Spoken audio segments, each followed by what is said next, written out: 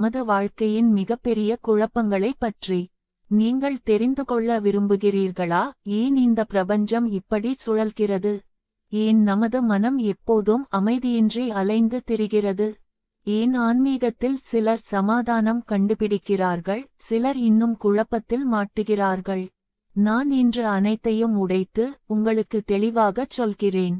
முதலில் புரிந்து கொள்ளுங்கள், இந்த பிரபஞ்சம் ஒரு பெரிய இயந்திரம் போல இல்லை, அது ஒரு உயிருள்ள சக்தி.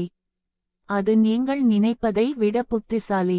நீங்கள் குழப்பத்தில் இருக்கிறீர்கள் ஏனென்றால் நீங்கள் பிரபஞ்சத்தை கட்டுப்படுத்த முயல்கிறீர்கள். ஆனால் உண்மை என்ன? பிரபஞ்சம் உங்களை கட்டுப்படுத்துகிறது.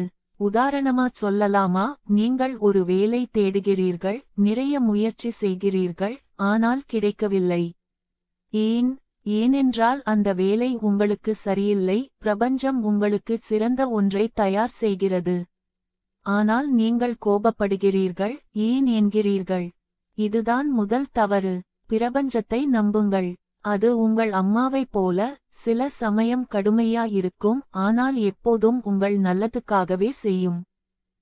இப்போது ஆன்மீகத்தை பார்க்கலாம். நீங்கள் கோயில் போகிறீர்கள், பூஜை செய்கிறீர்கள், ஆனால் மனம் இன்னும் அமைதியில்லை. ஏனென்றால் நீங்கள் ஆன்மீகத்தை வெளியில் தேடுகிறீர்கள். ஆன்மீகம் உங்கள் உள்ளே இருக்கிறது. உங்கள் ஆன்மா என்பது பிரபஞ்சத்தின் ஒரு பகுதி. அது பிரபஞ்சத்தோடு ஒன்று சேர்ந்தால் குழப்பம் போகும்.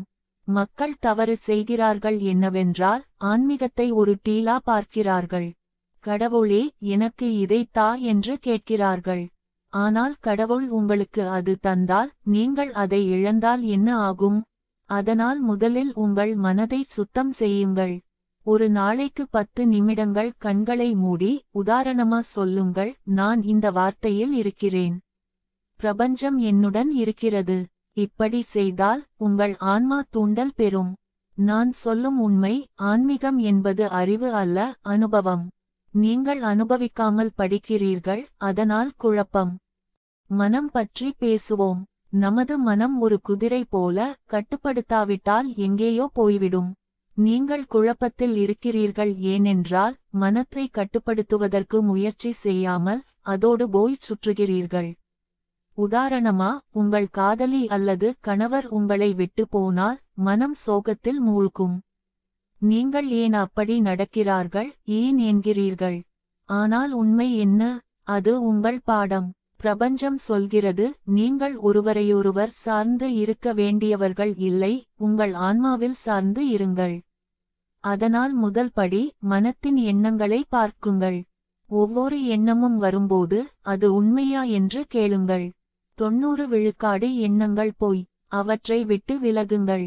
இதை பயிற்சி செய்யுங்கள், உங்கள் மனம் உங்கள் அடிமையாக மாறும். மோட்டிவேஷன். இப்போது நீங்கள் தோல்வியடைகிறீர்கள், உடனே ஏன் நான் என்று கற்பனை செய்கிறீர்கள். ஆனால் வெற்றியடைந்தவர்கள் என்ன செய்கிறார்கள்? அவர்கள் தோல்வியை பாடமா பார்க்கிறார்கள். பிரபஞ்சம் தோல்வியை தருவது உங்களை வலுப்படுத்த.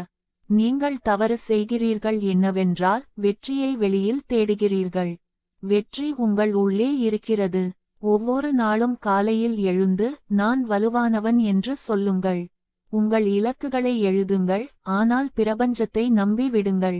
உதாரணமா, தாமஸ் எடிசன் 1000 தடவை தோத்தால் அவர் கைவிடவில்லை. ஏன்? அவர் புரிந்தார், பிரபஞ்சம் அவருக்கு சரியான பாதையை காட்டுகிறது. நீங்களும் அப்படி செய்யுங்கள். தோல்வி வந்தால், அடுத்து என்ன என்று கேளுங்கள். இப்போது உறவுகள் பற்றி. மக்கள் பெரிய குழப்பம் இதில்தான். ஏன் என்னுடையவர் என்னை விரும்பவில்லை? ஏன் குடும்பத்தில் சண்டை? உண்மை என்ன? உறவுகள் பிரபஞ்சத்தின் பாடங்கள்.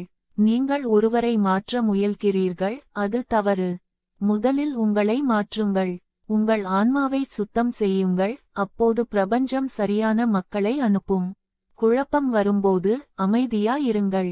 மனம் சொல்கிறது கோவப்படுங்கள், ஆனால் ஆன்மா சொல்கிறது விடுங்கள். விட்டால் புதிய வாசல் திறக்கும். பணம் பற்றி சொல்லலாம். நீங்கள் பணம் இல்லை என்று பயப்படுகிறீர்கள். ஆனால் பிரபஞ்சம் பணத்தை ஈர்க்கும் சக்தியை தந்துள்ளது. நீங்கள் தவறு செய்கிறீர்கள் என்னவென்றால், பணத்தை விரும்புகிறீர்கள், ஆனால் அதற்கு நன்றி சொல்லவில்லை. ஒவ்வொரு நாளும் என்னுடைய வாழ்க்கையில் உள்ள பணத்திற்கு நன்றி என்று சொல்லுங்கள். அப்போது மிகவும் வரும். இது சட்டம், ஈர்க்கும் சக்தி. உடல் நலம். நீங்கள் நோய் வந்தால் ஏன் நான் என்று கேட்கிறீர்கள். உங்கள் உடல் உங்கள் மனத்தின் பிரதிபலிப்பு. மனம் சுத்தமாக இருந்தால் உடல் வலுவாக இருக்கும். தினசரி நடந்து நல்ல உணவு சாப்பிடுங்கள், ஆன்மீகம் செய்யுங்கள். பிரபஞ்சம் உங்கள் உடலை குணப்படுத்தும். நண்பர்களே, இந்த குழப்பங்களை தாண்ட ஒரே வழி. பிரபஞ்சத்தை நம்புங்கள், உங்கள் ஆன்மாவை கேளுங்கள், மனத்தை கட்டுப்படுத்துங்கள், தினசரி மோட்டிவேஷனாக இருங்கள். நீங்கள் செய்யும் ஒவ்வொரு தவறும் ஒரு பாடம். அதை புரிந்து கொள்ளுங்கள். இன்றிருந்து தொடங்குங்கள்.